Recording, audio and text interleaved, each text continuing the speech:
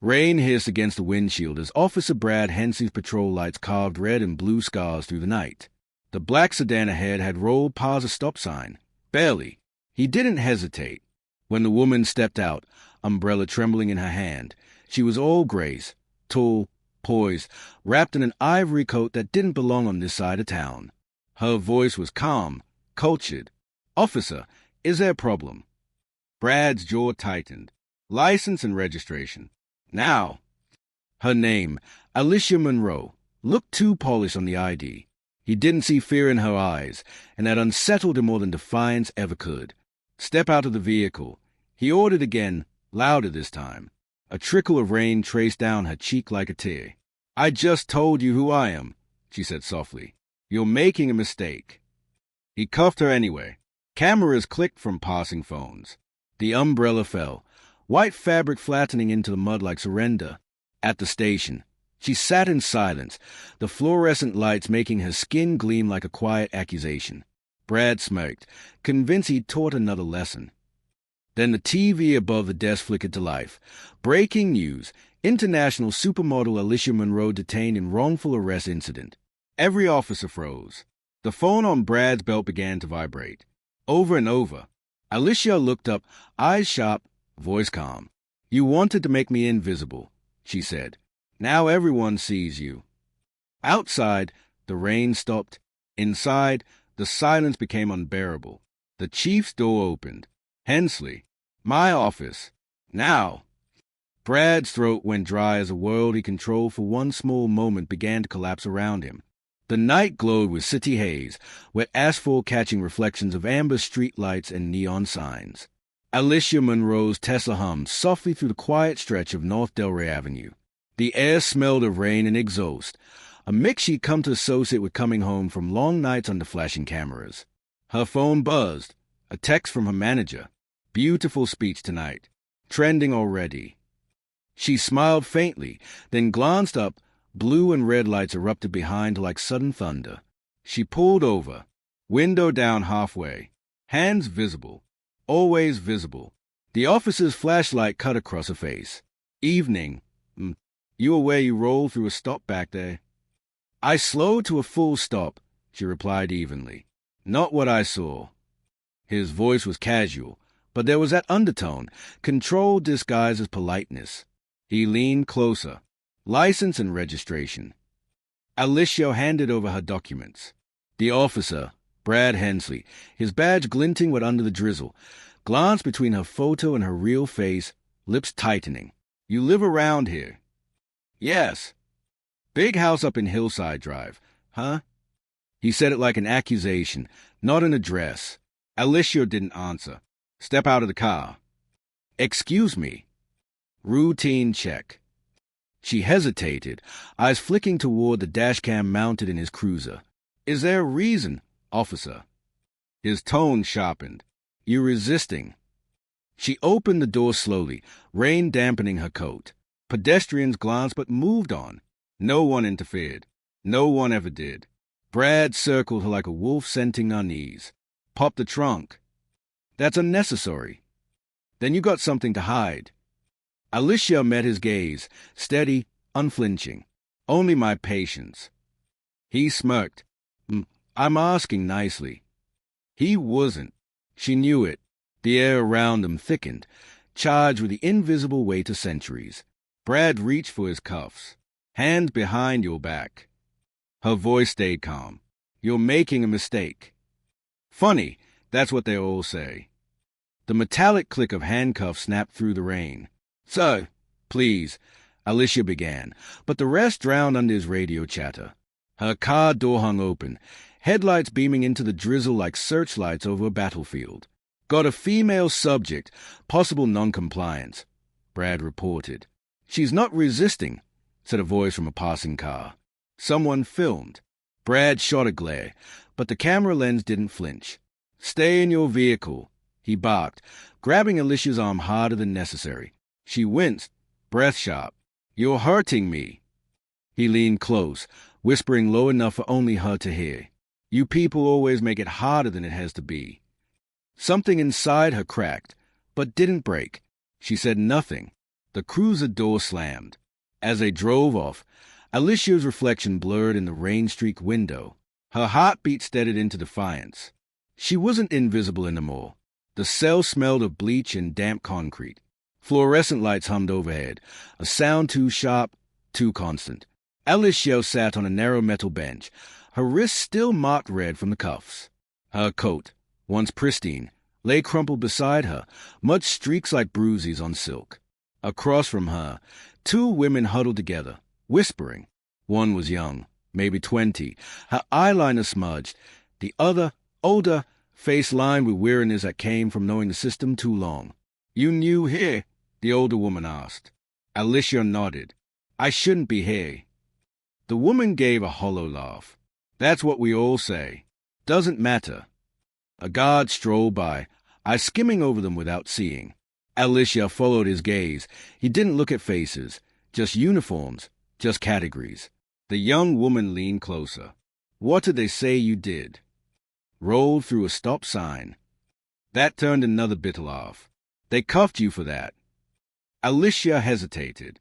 "I think they cuffed me for something else." Silence spread. The truth didn't need elaboration. Footsteps echoed. Officer Hensey's boots, distinct in a deliberate rhythm. He stopped outside the bars, smirking. "You comfortable, Miss Monroe?" She stood slowly. "You'll regret this." "Oh, I'm sure I will," he said, pretending not to recognize a faint tremor in his tone. "You people always make things bigger than they are." Alicia held his gaze. "We don't make them bigger. You make them smaller." His jaw tensed, then he turned and left. When the door shut, the older woman spoke softly. "You talk back like that to a cop?" Alicia's reply was quiet. "He doesn't scare me.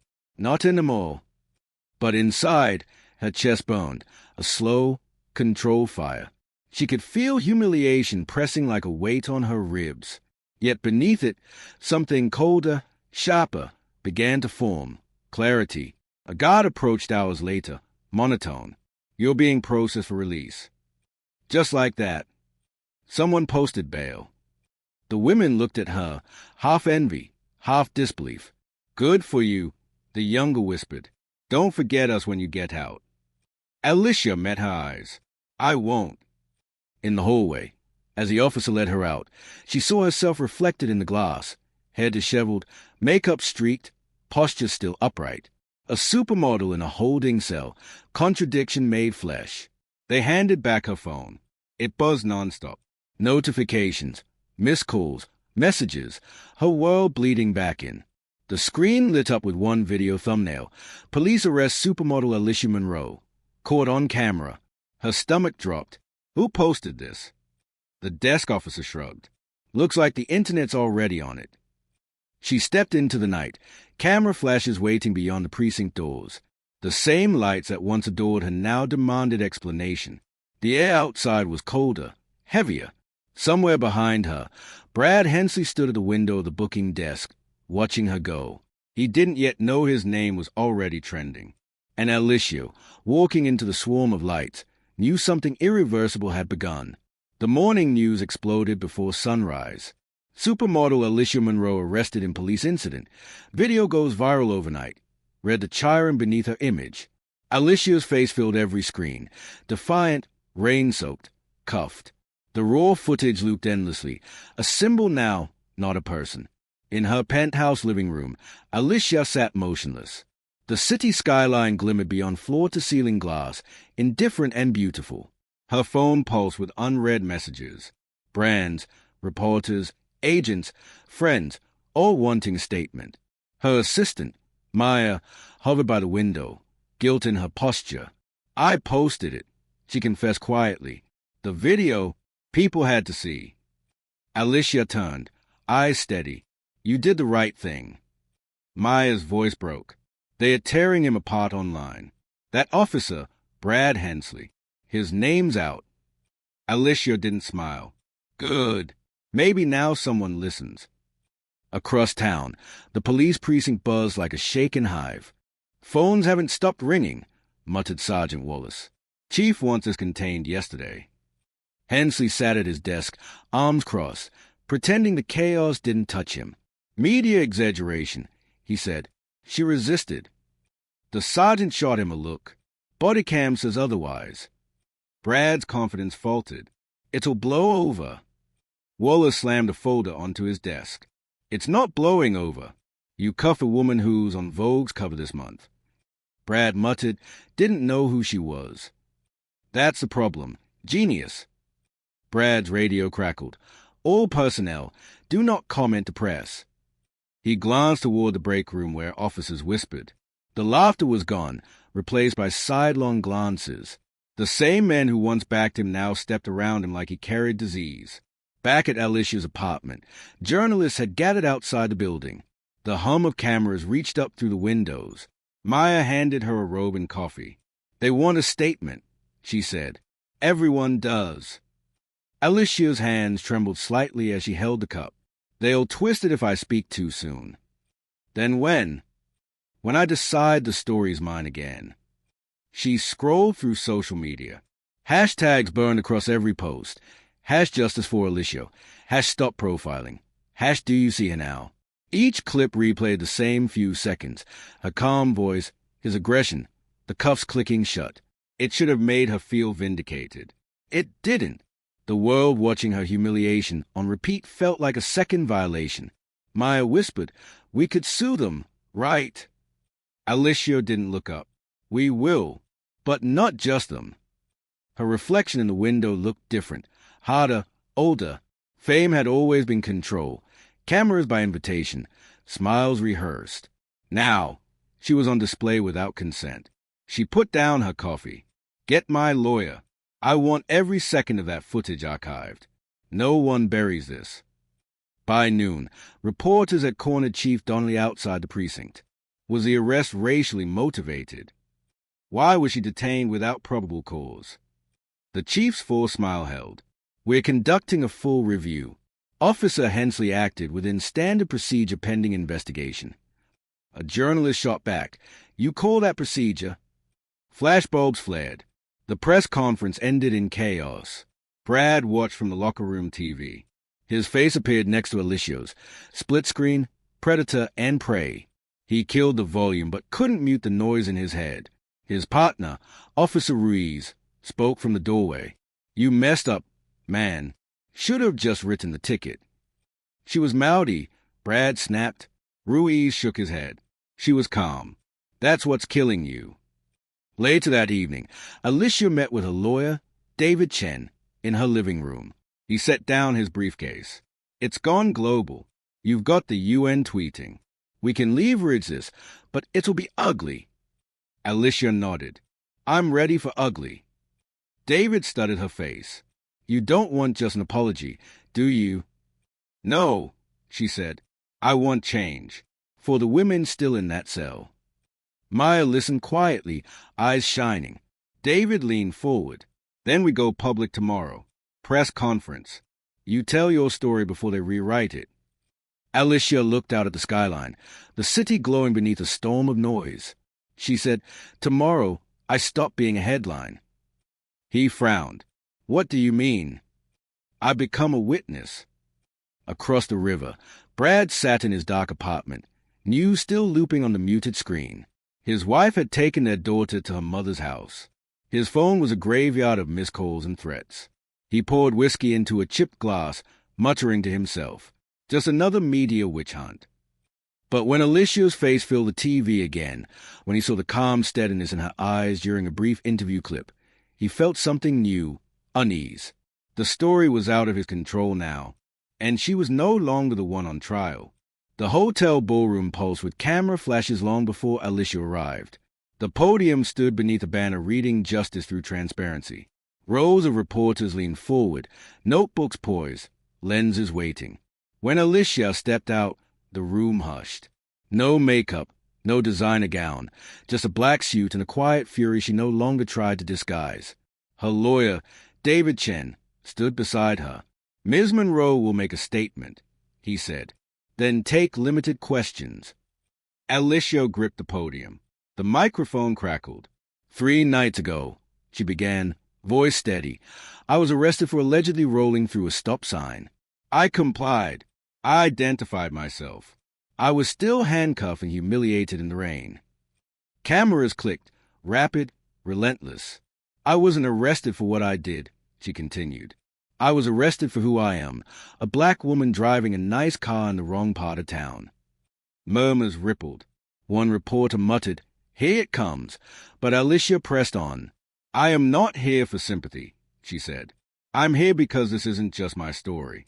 It's the story of anyone who's ever been silenced, dismissed, or made to feel less human behind flashing lights." Her words hit like measured strikes, calm but devastating. From the back, Maya watched tears blur the camera screen. She'd filmed Alicia countless times. Never like this. A reporter shouted, "Do you plan to sue the department?" David nodded slightly. Alicia met the question head-on. "Yes, not for money, for accountability." Another voice. "What do you say to people claiming you're using fame to stir outrage?" Alicia leaned closer to the MIC if visibility makes injustice harder to ignore. "Then yes, I'm using it." The room erupted in murmurs again. David stepped forward, closing the session, but Alicia raised a hand. "One more thing," she said. "Officer Hensley, if you're watching, you could have apologized. Instead, you doubled down. I forgive you, but I won't protect you." Flashbulbs popped like small explosions. At the precinct, Brad watched from a corner of the break room. The TV glowed, sound muted but message deafening. "Forgive you," he mouthed. Ruiz glanced at him. "You should have kept your mouth shut. Now you're the department's problem." Brad snapped, "They are throwing me under the bus." Ruiz shrugged. "Maybe you built the road." Chief Donnelly entered. "Hensley, my office." Brad followed, pulse tight. Inside, the chief's desk was buried in paperwork and phone logs. "You've been placed on administrative leave," Donnelly said flatly. "For what?" "Doing my job." "For embarrassing this department on national television." Brad clenched his fists. "You know the streets. You know what I deal with every night." "I know what professionalism looks like." The chief cut in. "And that wasn't it." Brad stared at the floor. The silence between them was thick with everything unsaid: loyalty, denial, fear. Donnelly sighed. "Turn in your badge until the investigation's done." Back at the hotel, the press conference dissolved into chaos. Reporters chasing sound bites, flashes following Alicia as security guided her through the crowd. In the car, Maya exhaled shakily. "You killed it." Alicia shook her head. "No, I survived it." Her phone buzzed again. Thousands of new mentions, statements from activists, and one unexpected message. From Senator Lydia Grant, "Let's talk about reform." She stared at it, unreadable. For the first time since the arrest, she felt a direction shift, her pain turning into leverage. Outside, protesters gathered, signs reading "Justice for Alicia, accountability now." Their chants echoed through downtown, blending with sirens in the distance. Maya whispered, "You started something." Alicia looked out at the swelling crowd. "No," she said. "We all did. They just finally heard us." As their car pulled away, the flashing light behind them were no longer police sirens. There were cameras capturing change. And somewhere across town, in a dim apartment filled with silence, Brad Hensley poured another drink, the sound of her voice still playing in his head, the one line he couldn't escape. "I forgive you, but I won't protect you." The backlash came fast. By Monday morning, Alicia's phone was a storm of threats, fake stories, and slander. Headlines twisted her words. Anonymous accounts flooded her feeds. Lying model, race baiter, attention seeker. The internet turned cruel with precision. In her kitchen, the television droned. Police unions responded to Monroe's accusations, while she stirred coffee she didn't drink. Her reflection in the dark glass window looked tired but unbroken. Maya entered, holding her laptop. "You need to see this." Alicia glanced at the screen. A police union spokesperson stood behind a podium, flanked by uniformed officers. "Officer Hensley acted appropriately," he declared. "We reject any insinuation of racial bias. Ms. Monroe's celebrity status doesn't put her above the law." Alicia's jaw tightened. "There it is." "They are closing ranks," Maya said. Chief Donnelly hasn't released the full body cam footage. They are protecting him. Alicia turned off the TV. Then we find another way. At the precinct, the mood was colder than the tile floors. Brad sat in an interrogation room, not as a suspect, but close enough. Chief Donnelly faced him across the table. You understand this investigation is for optics, the chief said quietly. You're suspended, but they'll clear you once the noise dies down. Brad frowned. So I just sit here while she ruins my life. The chief's eyes hardened. You ruined it the second you put cuffs on the wrong person. Brad scoffed. You're afraid of her fame. I'm afraid of what she represents, Donnelly said. And you should be too. He left Brad alone with a buzzing fluorescent light, the sound now like guilt taking physical form.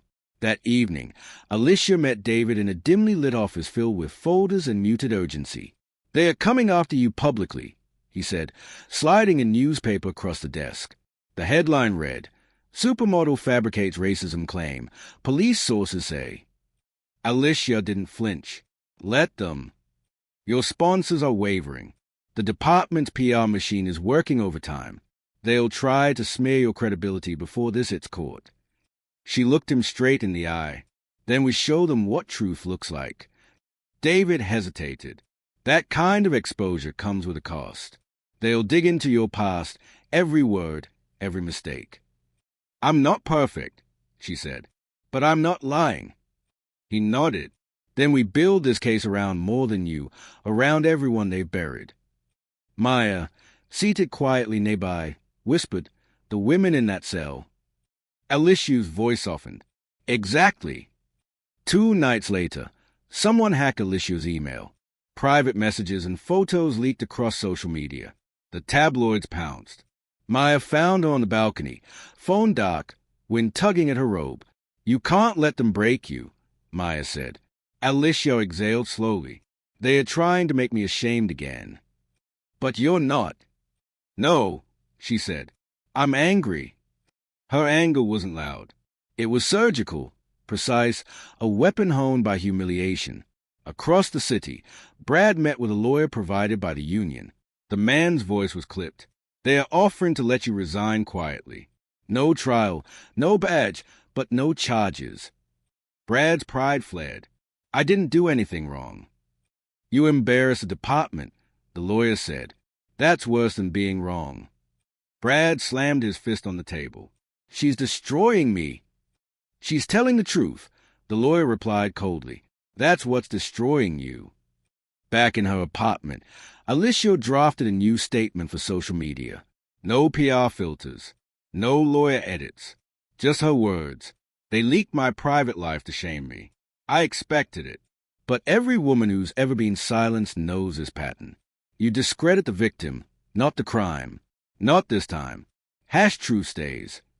Within hours, it trended again, not against her, but for her. Celebrities, activists, even officers' families shared it. The backlash began to fracture. David called late that night. They blinked, he said. The body cam footage has been subpoenaed. Alicia's eyes closed. Relief wasn't joy. It was endurance rewarded. They fought back, she said quietly. Now it's our turn. In the precinct's evidence room, a technician pulled the sealed drive from a drawer labeled Case 41A, Monroe. The footage transferred, encrypted, duplicated for court. For the first time, Brad realized the truth he'd buried behind authority was about to speak louder than his badge ever could.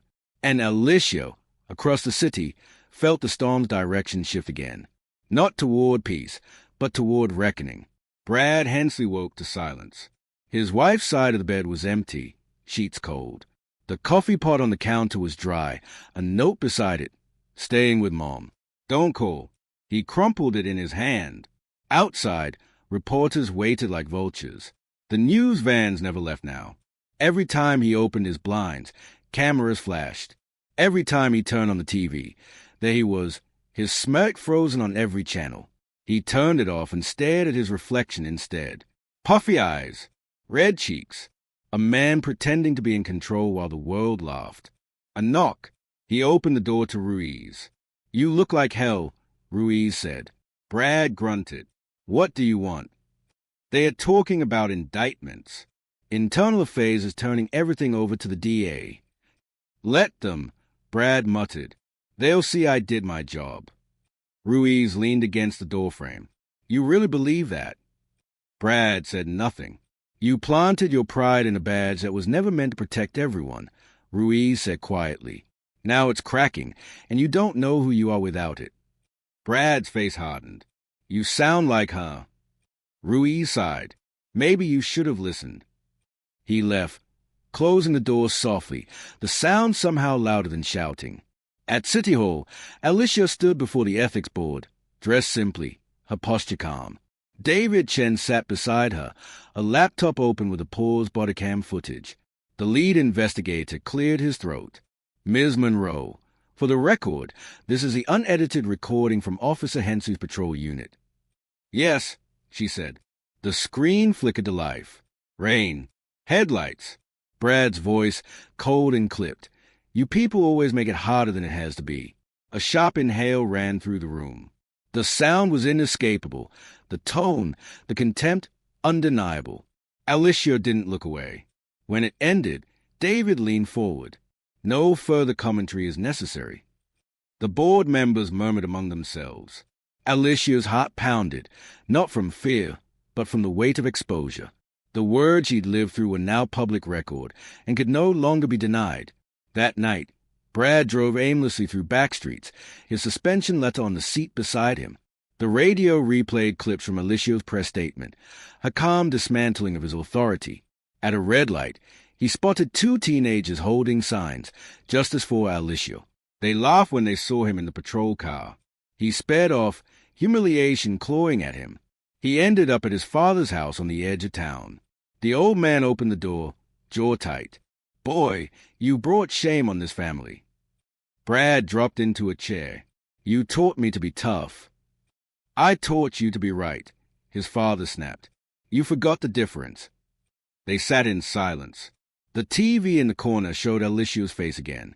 His father muttered, That woman's got more dignity than the whole department combined. Brad couldn't respond. He didn't want to hear it, yet some part of him did. Meanwhile, Alicia scrolled through messages of support. Teachers, nurses, mothers, men who'd seen the footage and couldn't unsee it. She replied to one, Your courage gives me strength. She didn't notice her hands trembling until Maya touched her arm. You okay? Alicia nodded slowly. It's strange. The more they expose, the less they can hurt me. Maya smiled faintly, because now everyone's watching. No, Alicia said, because now I'm not hiding. 3 days later, Brad was summoned to a private departmental hearing. No cameras, just gray walls, stale air, and authority stripped bare. Chief Donnelly sat across from him. You're being referred to the district attorney for possible civil rights violations. Brad's jaw clenched. So that's it? Years on the force, gone because of one woman's word. The chief leaned forward. Not her word. Your actions. The badge doesn't erase them anymore. Brad looked down. For the first time, he didn't argue. That evening, Alicia appeared on Nightline. The interviewer asked, Do you feel justice is being served? Alicia paused. Justice isn't a feeling. It's proof. We're just starting to see it. What would you say to Officer Hensley if he were watching? Her voice softened. I'd tell him I hope he learns. Because change means nothing if the people who cause the pain never face themselves. The interviewer nodded. And you? How are you? Alicia exhaled. Tired, but still standing. In his car, Brad watched that interview alone. He didn't throw the remote this time. He didn't curse. He just sat, silent, the hum of regret louder than the TV. Outside, sirens passed in the distance. Not for him. Not yet, but close enough to feel like warning. For the first time in weeks, he didn't see Alicia as the enemy. He saw her as the mirror he'd avoided too long. And for the first time in his life, he didn't look away. The courthouse was colder than Alicia expected. Marble floors, echoing footsteps, the faint metallic clatter of handcuffs somewhere down the hall, all sterile, all rehearsed. She sat at the plaintiff's table beside David Chen, papers spread before her. Cameras weren't allowed inside, but she could feel their presence beyond the doors, waiting to dissect every outcome. "Stay composed," David murmured. "They'll try to provoke you." "I'm past provocation," she said quietly. Across the room, Brad entered with his attorney. His suit looked borrowed, his eyes sleepless. The courtroom's murmurs hushed as the judge appeared. "All rise." The trial of Monroe versus City of Delray Police Department had begun. The prosecution started with the body cam footage. The screen flickered to life, rain, headlights, and the echo of Brad's voice filling the courtroom. "You people always make it harder than it has to be." The words hung heavy. Even the air conditioner seemed to stop humming. Brad stared at the table, jaw locked, but everyone saw it, the subtle flinch when his own cruelty came back to life in surround sound. David rose. "The defense will claim this is one bad moment. But racism isn't a moment. It's a system that rewards those who weaponize authority." He gestured toward Alicia. "She wasn't arrested. She was profiled." Brad's attorney countered smoothly. "Officer Hensley acted within procedure. My client did not know the plaintiff's identity at the time." Alicia's gaze sharpened. "That was the point. She thought," David responded. "If he didn't know who she was, then why did he assume she was dangerous?" The defense hesitated. Because she was black." David cut in. The objection came too late. The silence that followed said everything. When Alicia took the stand, the courtroom leaned in. Her voice was calm but carried like thunder. "He told me to step out of the car," she said. "I asked why. He didn't answer. I complied anyway. Then he handcuffed me." "Did you resist at any point?" "No." "Did he inform you of your rights?" "He didn't speak to me like I had any." Brad shifted in his seat. He could feel the judge's eyes, the juror's judgment, his own pulse in his throat. David nodded. "Ms. Monroe, what did that moment mean to you?" Alicia looked toward the jury. "It meant that no amount of success, no level of respectability, could protect me from being seen as less than human. It meant that my existence was still an offense to someone's power." The words struck harder than any legal argument. Then it was Brad's turn. He took the stand with false composure. "I was following protocol," he said. "Her behavior was—" "Calm." David interrupted. "Non-compliant," Brad finished, voice tight. David tilted his head. "What does non-compliant mean, officer?" Brad hesitated. "She questioned my order." "Did she yell?" "No." "Did she threaten you?" "No." "Then what exactly made you feel threatened?" Brad's throat constricted. The courtroom waited. His lawyer whispered, "Answer." "Finally," he said, barely audible, "I don't know." David's voice was steady. "You don't know, yet you cuffed her. That uncertainty cost a woman her dignity. Do you understand that?" Brad didn't answer. The judge leaned forward. "Officer Hensley, answer the question." He swallowed hard. "Yes." The courtroom fell into silence again, the kind that felt like truth pressing on every wall. When closing arguments began, David spoke first. "This case isn't about a single night," he said. "It's about what happens when accountability becomes optional. The law is meant to serve, not to dominate. Ms. Monroe's courage forces us to confront what we've normalized, and that's why we're here." Brad's lawyer tried to reframe the incident as a misunderstanding, a miscommunication under pressure. But the jurors' faces said otherwise. By the time the judge adjourned, the outcome felt inevitable. Hours later, the verdict came, liability affirmed, damages awarded, recommendation for federal review of department practices. Alicia closed her eyes. David touched her arm gently. "You did it." She whispered, "We did what we could." Across the aisle, Brad sat motionless. The gavel struck, final, merciless. He removed his badge from his pocket, stared at it for a long moment, then set it down on the table. The weight of metal never felt heavier. As Alicia left the courtroom, reporters swarmed the steps outside. Microphones thrust forward, questions shouted, cameras flashing. "Ms. Monroe, how do you feel?" She paused at the top of the stairs. Rain had started again, soft, cleansing. "I feel seen," she said simply. And that's the beginning of change. Her words echoed across the plaza, quiet, resolute, unstoppable. Inside, Brad lingered alone, staring at the empty witness stand where she had spoken. For the first time in his life, the truth didn't sound like accusation. It sounded like consequence. The morning after the verdict, the city woke different. Rain had rinsed the streets clean, but tension still hung in the air, like smoke that refused to clear. Alicia sat by her apartment window, coffee untouched, the skyline veiled in fog. Her phone buzzed nonstop, messages from activists, journalists, fashion brands, old friends. Every notification a reminder. The world finally believed her. But belief didn't erase memory. David's voice played in her mind. You've changed things.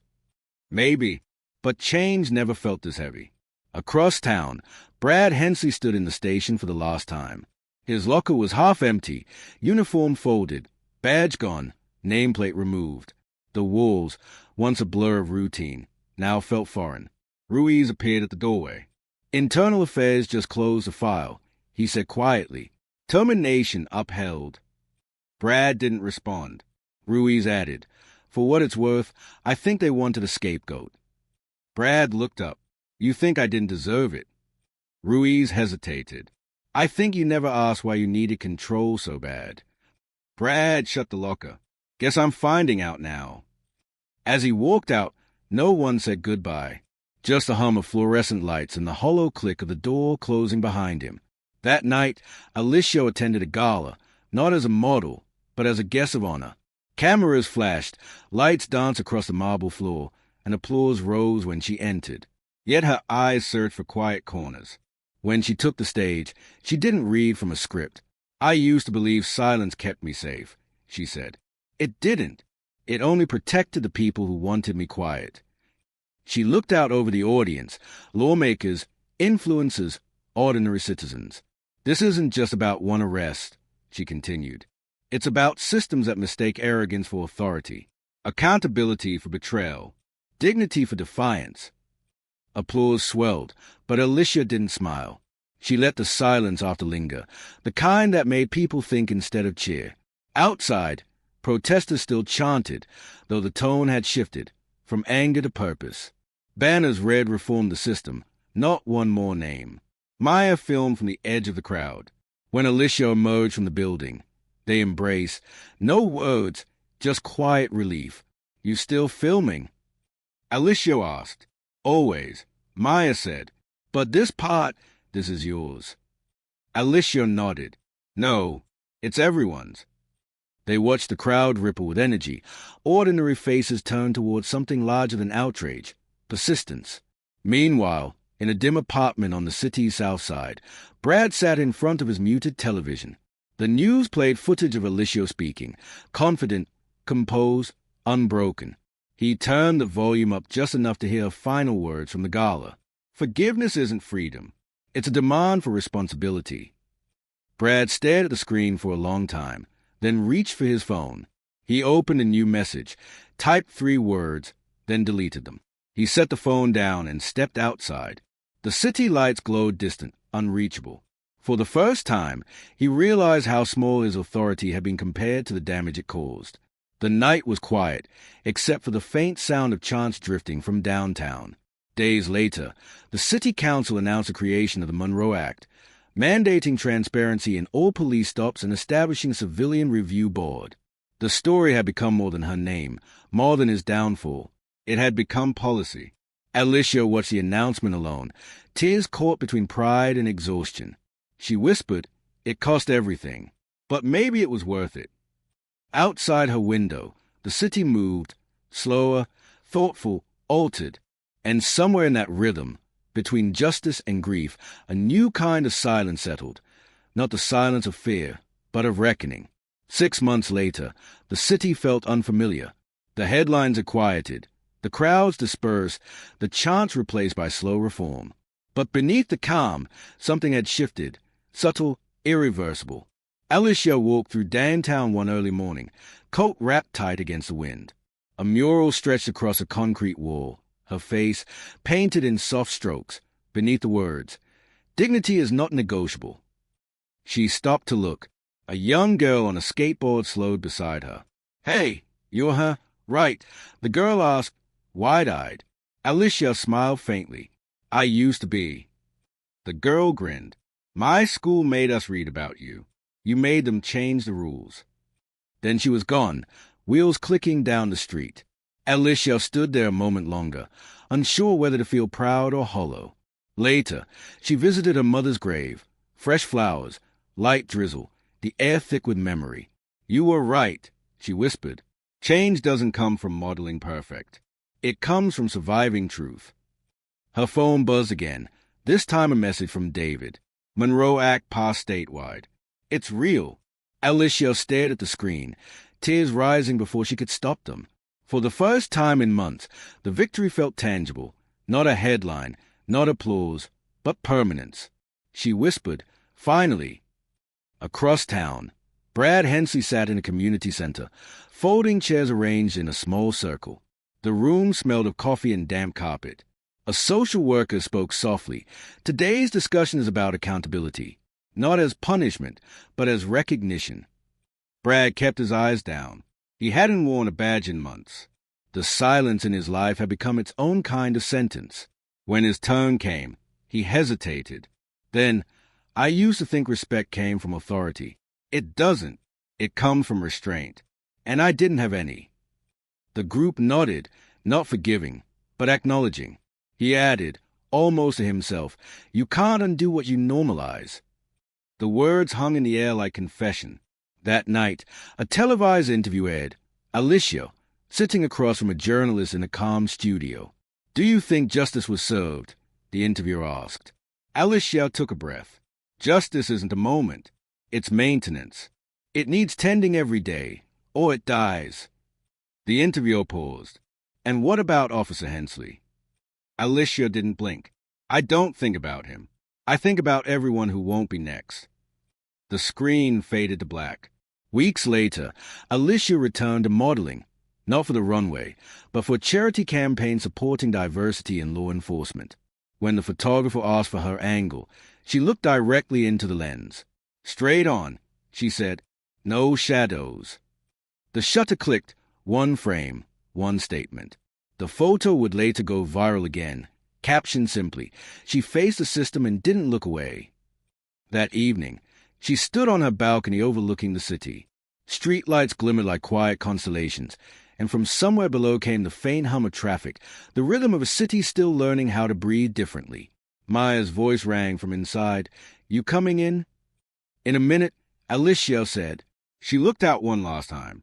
The night was calm, no sirens, no flashing lights, just space. For the first time, she didn't feel watched. She felt seen, and that, she thought, was a real victory.